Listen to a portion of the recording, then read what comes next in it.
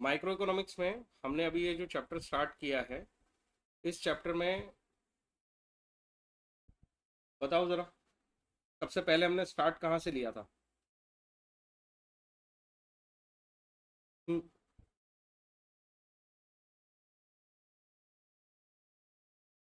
Meaning of demand. क्या होता है डिमांड? बोल के दिखा,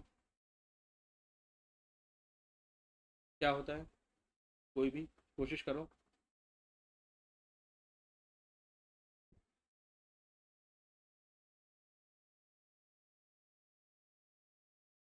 ये डिमांड है। और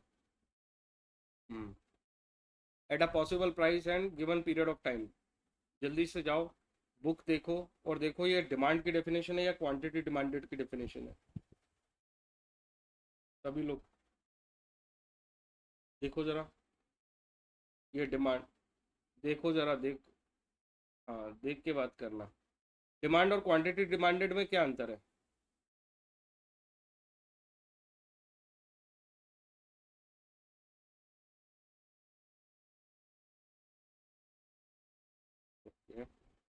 और कोई, और कुछ कहना चाहते हो? कल का लास्ट लेक्चर जो आखिरी बॉक्स हमने पढ़ा था उसको एक बार देखो, फिर से पढ़ो और फिर बताओ डिमांड और क्वांटिटी डिमांडेड में क्या अंतर है। जितना बोला है वो ठीक है, पर इसमें भी हमें फर्दर इंफॉर्मेशन की ज़रूरत है। लास्ट का कल जो लेक्चर हमने पढ़ा है उसमें तुम्हें दिखेगा। सब लोग देखो, डिमांड और क्वांटिटी डिमांडेड में क्या अंतर है। दोनों की पहली पहली लाइन ही बहुत कुछ क्लियर कर रही है।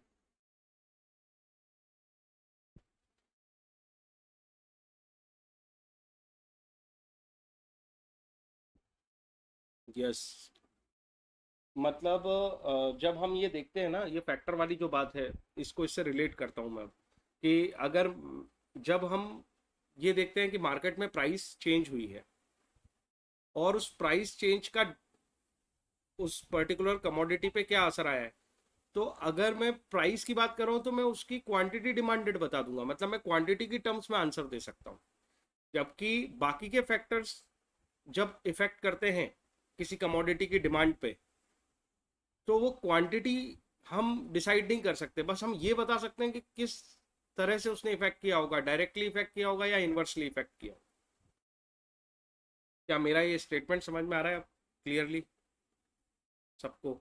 जिसको नहीं आ रहा है बताओ। आर्यन, लक्ष्य, सेजल, बताओ बताओ। ये क्लियरिटी ज़रूरी है कि जब हम उस कमोडिटी की प्राइस का असर देखेंगे किसी पर्टिकुलर कमोडिटी की डिमांड पे, तो उसकी क्वांटिटी की टर्म्स में हम उसका आंसर कर पाएंगे। जबकि हम दूसरे फैक्टर्स का असर जब देखेंगे तो क्वांटिटी की टर्म्स में हम बता नहीं पाएंगे, हम केवल रिलेशनल टर्म्स में बता पाएंगे, केवल बिहेवियरल टर्म में बता पाएंगे कि भाई ये इनवर्सली इफेक्ट कर रहा है या डायरेक्टली इफेक्ट कर रहा है। क्वांटिटी के बारे में हम श्योरिटी से बात नहीं कर सकते, लेकिन क्वांटिटी मतलब जब हम प्राइस वाले फैक्टर को एनालाइज करते हैं तो हम क्वांटिटी डिमांड में बात कर पाते हैं। और इसीलिए आगे जो भी हम ग्राफ्स और चार्ट्स पढ़ने वाले हैं, ये दोनों बातें बार बार हमें समझ में आने वाली हैं। ठीक है, आगे देखते हैं। इसमें फोटो भेजे होंगे।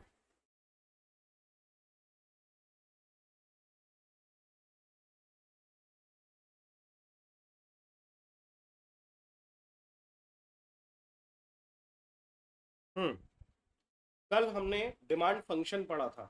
क्या कोई डिमांड फंक्शन को डिफाइन कर सकता है? कोशिश करो। डिमांड फंक्शन क्या होता है?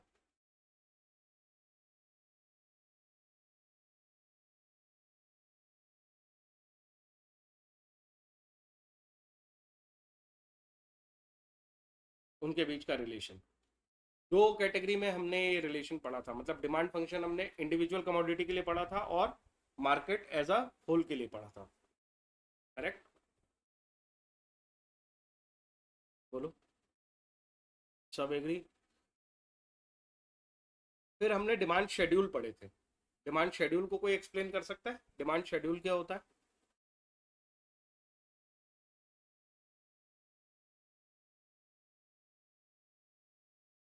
यही जो डिमांड फंक्शन वाली बात थी, इसमें से हम क्या सारी बातें कर रहे थे या कोई एक पर्टिकुलर डिटर्मिनेंट की बात कर रहे थे, या हमने सारी बातें की थी? सारी मतलब सारे फैक्टर्स को हमने केवल एक फैक्टर पकड़ा है उसमें से, प्राइस। प्राइस के इन्फ्लुएंस के साथ जो ग्राफिकल प्रेजेंटेशन किया है हमने कि डिमांड पे क्या असर आएगा, वो हमारा डिमांड शेड्यूल था। जबकि डिमांड फंक्शन में सारे फैक्टर्स के साथ रिलेशनशिप दिखाया जाता है, और ये जो डिमांड शेड्यूल या डिमांड कर्व हम बनाएंगे तो केवल प्राइस के साथ बनाया था। डिमांड कर्व को एक्सप्लेन करो कोई, डिमांड कर्व क्या होता है?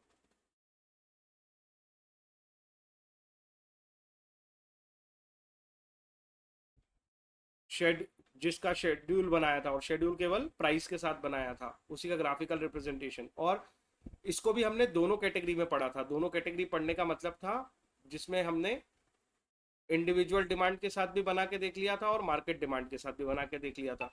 शेड्यूल में जब हमने इंडिविजुअल डिमांड के साथ बना के देखा था, उसके बाद जब मार्केट डिमांड बनाया था, तो मैंने इन दोनों शेड्यूल्स में क्या अंतर किया था, इंडिविजुअल डिमांड शेड्यूल और मार्केट डिमांड शेड्यूल में क्या अंतर होता है।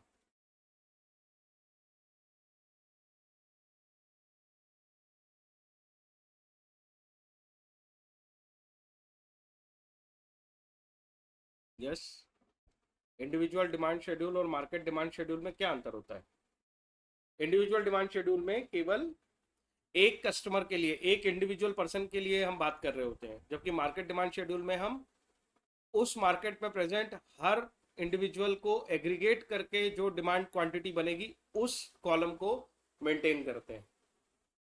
देख लो, ऐसे ही हुआ है, सारे इंडिविजुअल्स को एग्रीगेट कर दिया है तो मार्केट डिमांड शेड्यूल बन गया है।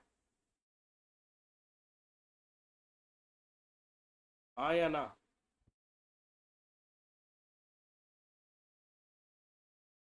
स्क्रीन दिख रही है?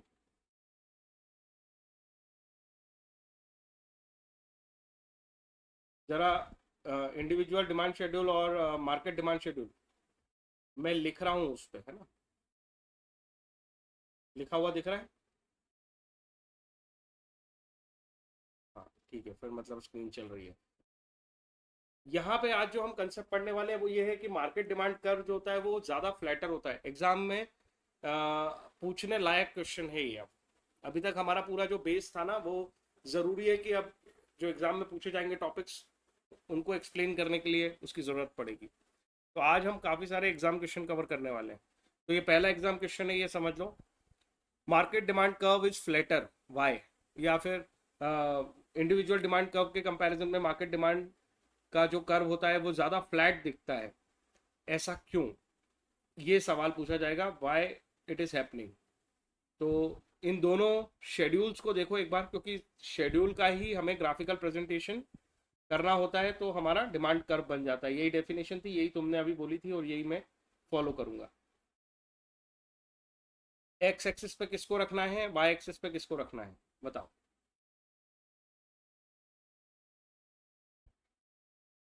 क्वांटिटी डिमांडेड, और वाई पे प्राइस आएगी। अब मुझे ये बताओ कि इंडिविजुअल डिमांड शेड्यूल में 1 से लेके 5 जो हमने शेड्यूल फॉलो किया था, वो जब क्वांटिटी डिमांड 1 थी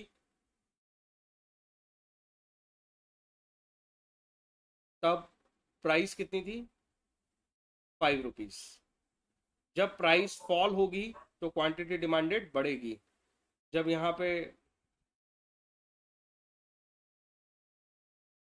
1, 2 इस तरीके से ये बढ़ती जाएगी, ठीक है ना। क्वांटिटी डिमांड बढ़ रही है, प्राइस अगर कम हो रही है।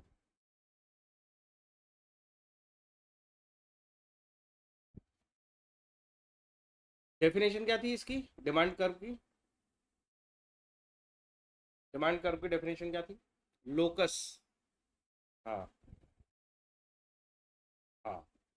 और ये लोकस वाली बात कि अगर डिमांड कर्व बनाना है तो हम क्या करते हैं, पढ़ के देखो।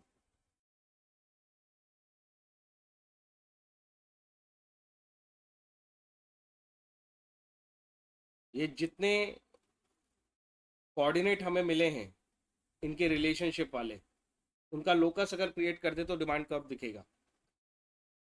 मैं ये पूछना चाहता हूँ, मार्केट डिमांड के शेड्यूल को देख के बताओ प्राइस तो पूरे मार्केट की एक साथ कम होती है। इसको बनाने का तरीका सीखना। वही लिखूंगा मैं, 5 4 3 2 1, वैसे ही। अंतर किस में आने वाला है? क्वांटिटी डिमांड में। 5 4 3 2 1 0। बताओ, 5 रुपए की प्राइस पे क्वांटिटी डिमांडेड कहाँ से शुरू हो रही है तुम्हारे उस डिमांड शेड्यूल में? मार्केट डिमांड शेड्यूल में 3 से शुरू हो रही है। ये 1 2 3, तो ये 3 से शुरू हो रही है। फिर 3 और 5, सॉरी, कोऑर्डिनेट यहाँ बनेगा। ये 3 और 5 का कॉम्बिनेशन हो गया। अरे सबको समझ में आ रहा है? 5 रुपए की प्राइस पे एक क्वांटिटी डिमांडेड, यहाँ 5 रुपए की प्राइस पे 3 क्वांटिटी डिमांडेड। 4 रुपए की प्राइस पे कहाँ पहुंच गया वो?